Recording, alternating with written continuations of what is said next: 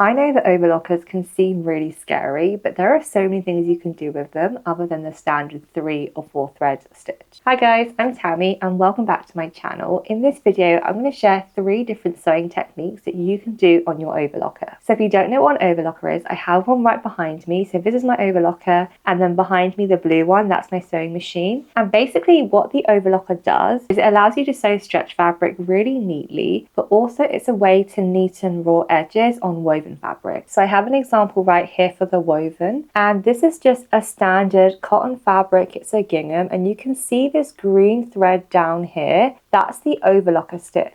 And what it's done is it's finished that raw edge, which will prevent it from fraying. Now, this is what you would do on woven fabric, but you can use this exact same stitch to attach 2 pieces of fabric together and sew a seam when you're using stretch fabric on the overlocker. The one that I have and that I'm going to talk about more in this video is the Brother Airflow 3000. And basically what that means is that all the thread actually just threads itself automatically. The needles have like a special lever to thread it, and then the other 2 have a kind of airflow, and it kind of basically spurts out air and it pushes it through into the right section and just threads it itself. But you can basically use any overlocker for these techniques. I'm just going to show you on this specific machine. So the first sewing technique we're going to get started with is a rolled hem. So I have my overlocker in front of me, and to do the rolled hem, what we first need to do is actually remove the left needle from the overlocker. So my overlocker comes with this really small screwdriver, and that's what I'm going to use to take out the left needle. So I'm just taking out the thread on my overlocker,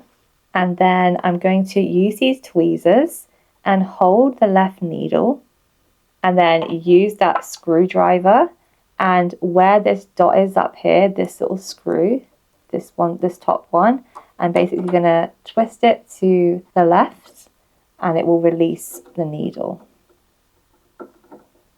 like that. And then I'll just take that out. So now I've removed the left needle. I'm just going to rethread my overlocker and just thread the thread through the right needle. And I can show you how this machine actually works with the air threading. So I've already put the thread in my overlocker. I just left that one there, even though we're not going to use that one. It's just going to be these 3 that we're threading. And how the air threading works with this specific overlocker is you basically pull maybe about 30 centimeters of thread out. You push it into this section here. It says L, and I press this button. I press and hold it, and you can see if I zoom in over here, it's put the thread in the correct position, and now I just need to bring it to the back and then under the presser foot. So again, with this one, I've got the second thread. I put it into the U bit, which is here, and as I press this button, it's going to thread through. Over here, it's threaded that section. So again, I just push it to the back and then bring it under the presser foot. Now we also need to thread the right needle, so I'm going to go ahead and do that. I completely forgot to record how you actually thread that needle, but basically you turn this dial to right or left and you bring this lever down and it will thread the needle like that. And obviously R is for the right needle and L is for the left needle. So to create the rolled hem, I have to bring this switch here, which is the stitch switching lever, towards me like that. Now I also need to adjust the stitch width, and you keep this at R, which means rolled. And then this dial right here is the stitch length, and we want to set that to R. So I'm going to bring it all the way up so it's in line with R. Now, depending on what fabric you're using, you're going to want to play around with your tension up here. Obviously, we can ignore this one because we're not using the left needle, we're just using the right needle. I like to keep mine all at 5, but this is just a personal preference. Now, I've got some scrap piece of fabric to show you what the rolled hem looks like. I'm going to go ahead and sew that along this edge.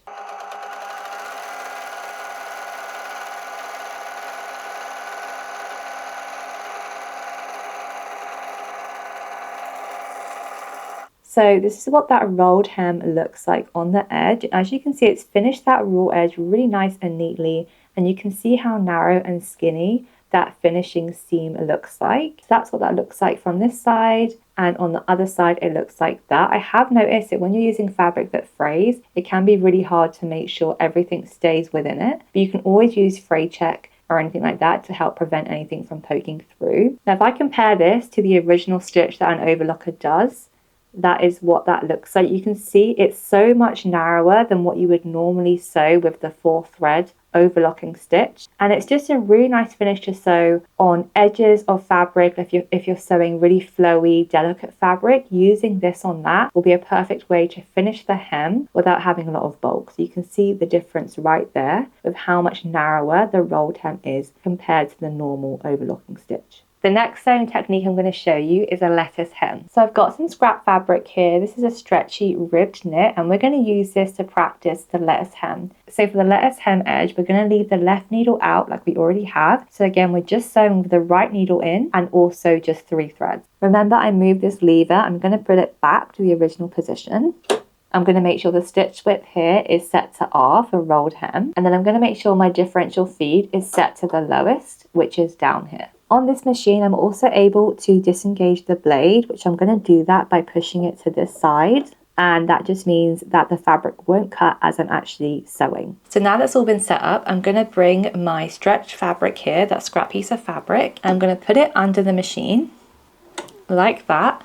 And I'm going to stretch the fabric from the front and from the back with my hands as I put it through the machine.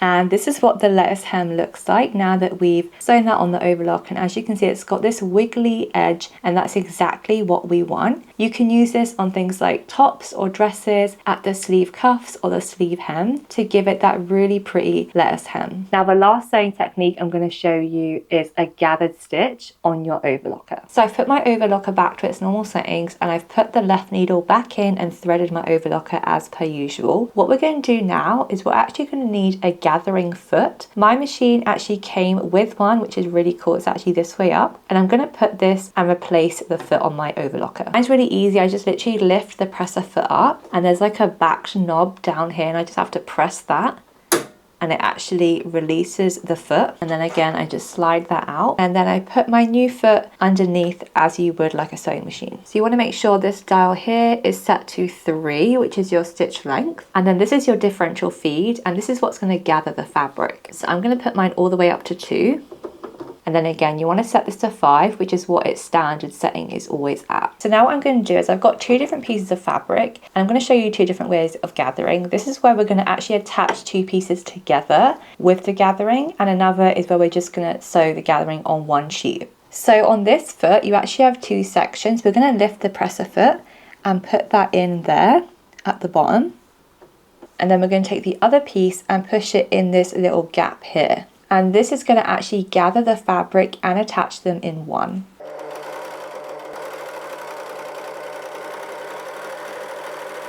So this is what those pieces of fabric look like now they've been overlocked together. You can see that it didn't catch the fabric until a bit late. But if I pull that first section up, you can see that it's gathered the fabric, this section, and also sewn it to the section above. So that's actually sewn together.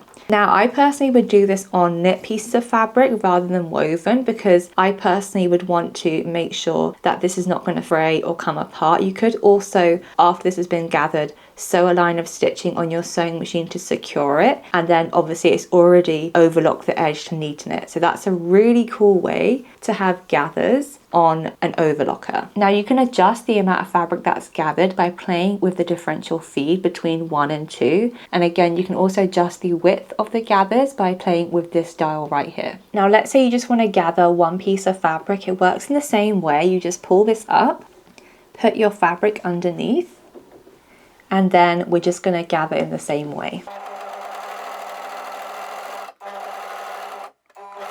And you can see right here, that's how that's gathered, the single layer fabric. You can see the top section is narrower and has these ruffles forming than the bottom section. So that's from the right side, and the wrong side looks like that. It's a really simple way to gather fabric on your overlocker. I hope you enjoyed this video and found these tips really useful and a way to try something new on your overlocker. Honestly, they're much easier than you think, and it's just a nice way to push what you can do with a standard overlocker. If you don't have one, I'll leave a link down below to the one that I have and another one that I do really recommend if you're a beginner. If you're looking for stretch patterns specifically to sew on your overlocker, I definitely recommend the Naya t-shirt. This is the one that I'm wearing right now. It's so easy to sew. It takes about 45 minutes, maybe an hour maximum. And I can sew this entire thing on the overlocker, or you can use a standard zigzag stitch on your sewing machine. Thank you so much for watching this video, and I'll see you in the next one.